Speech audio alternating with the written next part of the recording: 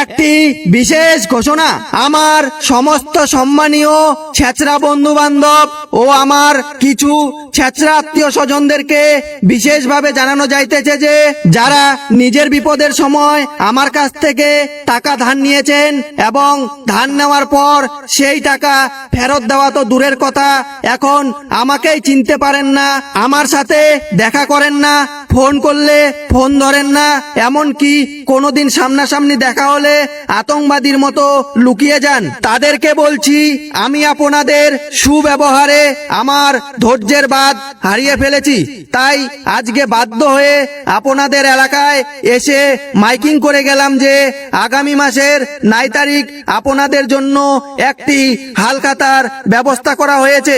উক্ত হালখাতায় উপস্থিত হয়ে আপনাদের বকেয়া ঋণ পরিশোধ করে যাইবেন।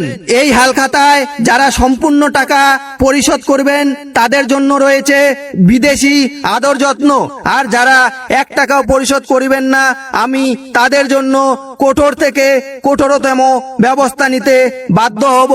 দরকার পড়লে সুপ্রিম কোর্ট পর্যন্ত যাব, তবুও আপনাদেরকে আমার উপার্জন করা টাকা হজম করতে দিব না। তাই উক্ত হালখাতায় উপস্থিত হইয়া আপনাদের বকেয়া ঋণ পরিশোধ করিয়া ভদ্রতার পরিচয় দিয়া যাইবেন। স্থান ফাত্রাপাড়া বিচুদি বাগানের পাশস্থ ময়দানে।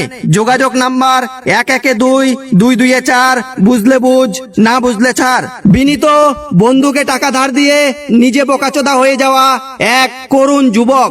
ধন্যবাদ।